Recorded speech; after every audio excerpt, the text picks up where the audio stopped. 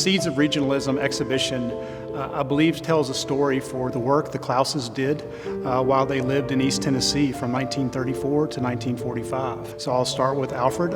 His kind of initial background, the highlights would include his stint with Mies van der Rohe, working under his guidance on the Barcelona Pavilion. He also worked for Howland Lascaux here in the United States, where he worked on the first modern skyscraper. So I think those two alone would be the highlights of his background. Jane West, on the other hand, from Minnesota, from the States, I would say her main background focus would have been her stint at the Atelier in Paris, working under Le Corbusier. And in that role, she was the first female American that worked at the Atelier ever. The Klauses, I think, were insatiable creatives, always curious.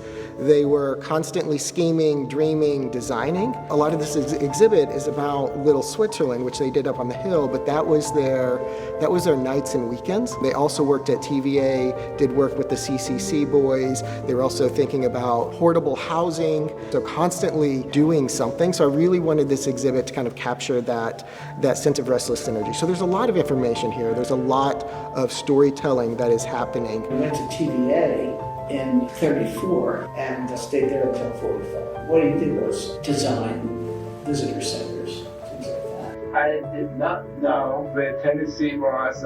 As far as I was concerned, only where I would do architecture would matter. Got a deal with a local farmer who owned this mountain called Brown Mountain. And they entered into a partnership, and every year my father designed a house and built it with the help of a local hillbilly. The farmer had a mill that had the wood plane. And they built this community of modern houses up Brown Mountain. It's called Little Switzerland. Not many modern architects cared about where the modern architecture was being placed. However, the sensitivity that Alfred and Jane specifically showed in their work at Little Switzerland start to, I don't want to say define regional modernism, but they were certainly practicing it at a time when it was probably not spoken. It's more of a post-rationalization of a style that was happening, and at the very forefront of one, you don't know you're actually doing it. So their intuition was telling them to do these types of moves in this region in a time when no one else that we can find was doing those types of design moves. The first two houses they did were almost pure international style work, and those were done first in 1939, but the pivot point happened in 1940, the third project that he accomplished and they accomplished together. That's when they really brought in the vernacular of East Tennessee through their modern impression of a log cabin.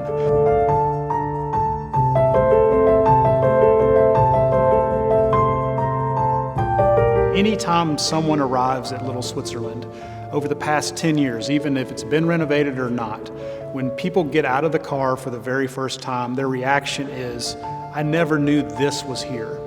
And the this that they're speaking of is not the landscape, it's not the road, it's not the view, because there are lots of those places in Knoxville. The this that they speak of is the design of the place that was created by their work. Architecture is inherently spatial, and I think an exhibition about architecture, probably more so than maybe any other type of exhibition, should probably embrace that idea of spatiality.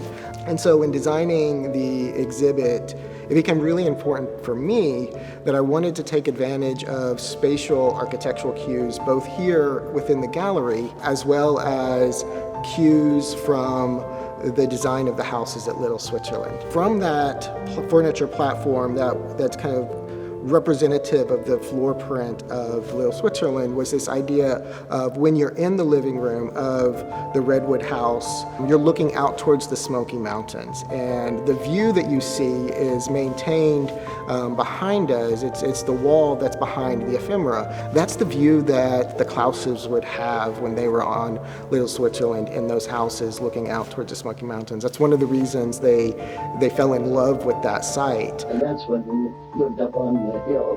It took us time to find land to build and get enough money together to do anything. The colors that we see in this exhibit are kind of drawing from inspiration from the Klauses. I wanted to modernize that. I wanted to make it feel very vivid. For instance, the main wall that you see kind of right beside us is this brilliant green wall that kind of runs the length of the exhibit. That really draws from an exhibit that the Klauses did about their work at Little Switzerland. They had small mat boards of the same color green, where they had black and white photographs pasted to those mat boards with these yellow stencils. So we wanted to match that color, and I recreated all of the stencil letters based on what the images that we could find, so we could kind of recreate that. And if you look closely at the stencils, they're hand painted, they're a little bit messy. We wanted to have that sense of kind of handcraft in the making. So much of this exhibit is digital, but we wanted to maintain some of that hand touch.